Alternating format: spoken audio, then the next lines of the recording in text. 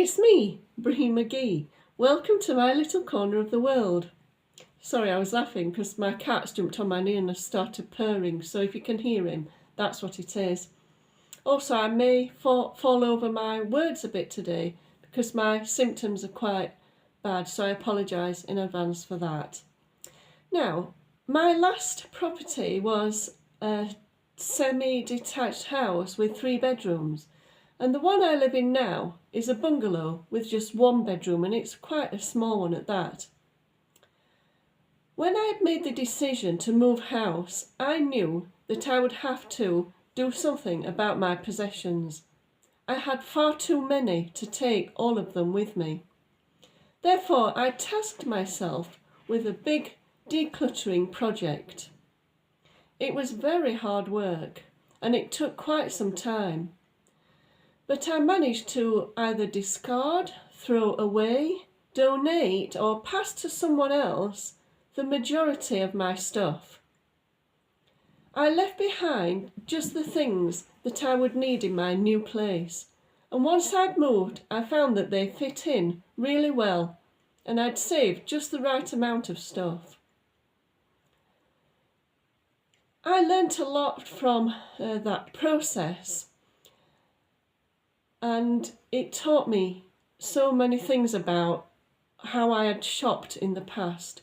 But one of the things that bothered me was that I had actually spent quite a lot of money on quite a lot of rubbish. Stuff that I wanted in the moment, but that I hadn't used that much, or it hadn't brought me the amount of joy I thought that it might. So once I realised that, I had to acknowledged that I needed to make some changes. So it was from that point on that I decided to wait 1 month before I bought something. I'll explain what I mean. If I need something for the pets, or if it's food or toiletries or stuff that we need every day, I will buy that straight away. But if it's something like clothing, shoes, curtains or towels or kitchen implements or appliances, I wait 1 month before I buy them. I leave them in a little tab on my telephone, and I keep looking back at them intermittently over that month. A very interesting thing's happened.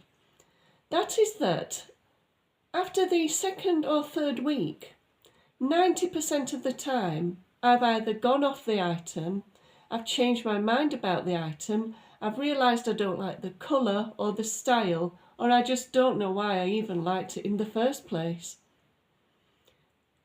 Had I bought that straight away, I would have spent that money, and that realisation about that item would have come too late. So now that I wait a month before I buy something, it really has saved me quite a bit of money. Of course, there are things that after the month waiting period I have still wanted. I've gone ahead and bought them. And I've got pleasure from them because I knew that I'd given myself time before I'd gone to actually make that purchase.